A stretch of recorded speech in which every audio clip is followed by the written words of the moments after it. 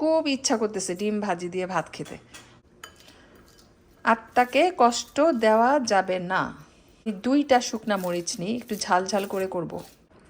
Good morning সবাইকে, কেমন আছেন? আমি আলহামদুলিল্লাহ অনেক ভালো আছি। কাজে যাব, রেডি হয়ে বের হলাম।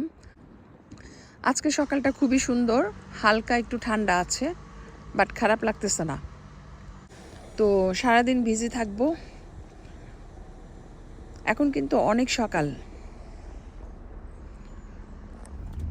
এদের বাড়ির সামনে সব ধরনের স্ট্যাচু।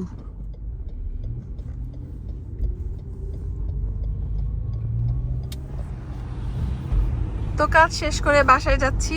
দিনটা খুবই সুন্দর, সকালের দিকে একটু ক্লাউডি ছিল, বাট এখন এত সুন্দর বাতাস আর রোদটা স্ট্রং না, মানে মিষ্টি একটা রোদ, খুব ভালো লাগতেছে। তো ফাইনালি বাসায় এসে শাওয়ার নিলাম, ঠিক আছে, কারণ শাওয়ারটা করলে অনেক ফ্রেশ লাগে। এই যে সুগারকে লাঞ্চ দেওয়া হয়েছে, খাচ্ছে না, কারণ এখানে আমার হাজব্যান্ডকে থাকতে হবে আশেপাশে, তাহলে সুগার ঠিক মতো লাঞ্চ করবে। একা একা খেতে চায় না, ওয়েট করতেছে। তো যাই হোক, আর এইদিকে দেখেন প্রচণ্ড বাতাস। সকাল থেকে তো কাজে ছিলাম, ব্যাকইয়ার্ডে আসা হয় নাই। সুন্দর একটা ঠান্ডা বাতাস, মিষ্টি রোদ আর ঠান্ডা বাতাস, খুবই ভালো লাগতেছে ওয়েদারটা। তো আমার শাকগুলা অনেক বড় হয়ে গেছে, এই যে এখানে তুলতে হবে। এখন তুলবো না, কারণ আমি এখন লাঞ্চ করব। তো লাঞ্চের জন্য সব কিছুই আছে, শুধু একটা জিনিস মিসিং, সেটা হচ্ছে ডিম ভাজি। খুব ইচ্ছা করতেছে ডিম ভাজি দিয়ে ভাত খেতে, তো আমি এখন ডিম ভাজি করব। তো পেঁয়াজ আর শুকনা মরিচ দিয়ে ডিমটা ভাজি করব। রেডি করে নিচ্ছি সব কিছু। এখন এটাকে আমি ভালো করে কচলায় ফেলবো। সামহাউ ডিম ভাজি খেতে ইচ্ছা করতেছে। তো যাই হোক, কিছুই করার নাই, খেতে যেহেতু মন চাচ্ছে খেতে হবে। আত্মাকে কষ্ট দেওয়া যাবে না। তো যাই হোক, আমি 2টা শুকনা মরিচ নিই, একটু ঝাল ঝাল করে করব। তা আমি একটা জিনিস খেয়াল করছি, পেঁয়াজ মরিচটা যত ভালো করে কচলানো হবে, ডিম ভাজিটা তত বেশি টেস্টি হবে। তো আগে আমি যেটা করতাম, পেঁয়াজ, কাঁচামরিচ, শুকনা মরিচ আর ডিম একসাথে চামচ দিয়ে ফেটিয়ে তারপর আমি ভেজে ফেলতাম, ওইটাতে এত বেশি টেস্টি হয় না। কিন্তু এইভাবে হাত দিয়ে কচলিয়ে নিলে ডিম ভাজাটা অনেক মজা হয়। ঠিক আছে, সরিষার তেল দিয়ে করব, তো দেখি কেমন হয় টেস্ট। কারণ আগে আমি কোনোদিন সরিষার তেলে ডিম ভাজি করি নাই, আজকে প্রথমবার। তো এই যে এখন আমি ডিমটাকে উল্টাই দেব।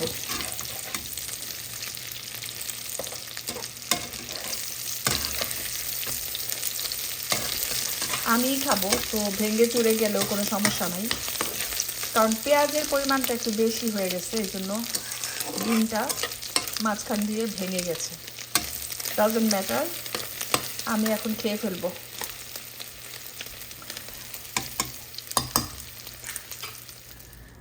দেখেন, গার্ডেনে পানি দিতে আসছি, এসে দেখি মাশাল্লাহ সেকেন্ড লাউয়ের ফুলটা ফুটছে। দেখে আমি একদম আটকায় উঠছিলাম, মানে সারপ্রাইজড হয়ে গেছি। তো খুঁজতেছিলাম পুরুষ ফুল আছে কিনা, এরকম 3-4টা পুরুষ ফুল আছে, বাট ফুলগুলা মরে গেছে। ওইখান থেকে একটা ছিঁড়ে এখন আমি সেকেন্ড লাউয়ের পরাগায়ন করে দিচ্ছি। ঠিক আছে, মাশাল্লাহ, দোয়া করবেন যেন লাউগুলা বসে। আমি অনেক কষ্ট করতেছি এই লাউ গাছের যত্ন নিতে গিয়ে, কারণ সময় দিতে হয়, কষ্ট করতে হয়, তারপরে আপনার প্রতিদিন সকাল বিকাল পানি দিতে হয়, কিছুদিন পর পর ফার্টিলাইজার দিয়ে দিচ্ছি লাউ গাছের গোড়ায় গোড়ায়। তো অনেক কাজ আছে। তো কষ্ট করে যদি 1-2টা লাউ খেতে পারি তাহলে সার্থক হবে জীবনটা। আর কষ্ট যে করছি সেটাকে আর কষ্ট মনে হবে না লাউ খেতে পারলে। তো আমি ভালো করে সেকেন্ড লাউয়ের পরাগায়ন করিয়ে দিচ্ছি। ইনশাল্লাহ আশা রাখি লাউগুলা সুন্দর করে বসবে, নষ্ট হবে না। ভিডিওতে দেখছেন এই লাউটা আমি পরাগায়ন করছিলাম, তো ফুল এখন চুপসায় গেছে। আশা রাখি লাউটা বসবে। আর আজকে এই যে সেকেন্ড লাউটা পরাগায়ন করাই দিলাম। মাথার উপর দিয়ে একটা প্লেন যাচ্ছে, এই জন্য শব্দ শোনা যাচ্ছে। আর এই লাউটা হচ্ছে থার্ড লাউ।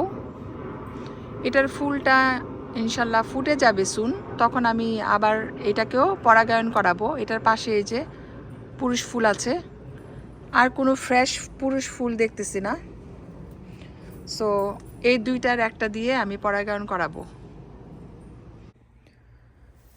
আর এই যে গাছগুলার যত্ন নিলাম।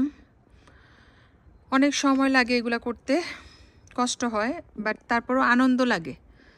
এই যে করলা গাছে শুধু ফুলই ফুটতেছে, এখন পর্যন্ত একটা করলা আসে নাই।